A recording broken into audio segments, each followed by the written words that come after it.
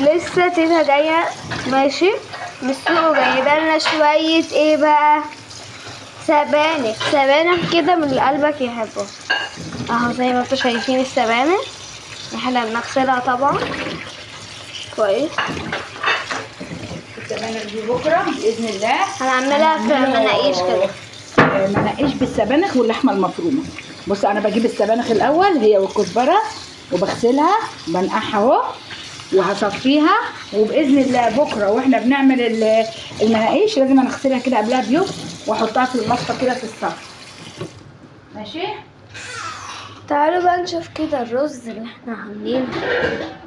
شوفوا يا جماعة الحلويات، شوفوا تعالوا نخش على صينية البطاطس والسجق. بص عاملين صينيه بطاطس بالصدق.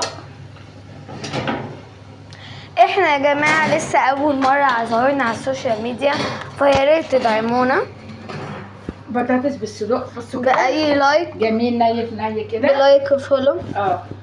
دي على قد انا وتانية بدعك البصله والملح والفلفل.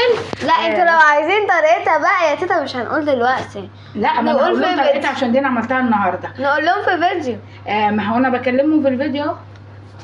طب ماشي. ماشي. متنسوش تعملوا بقى يا جماعة لايك وفولو وسلام.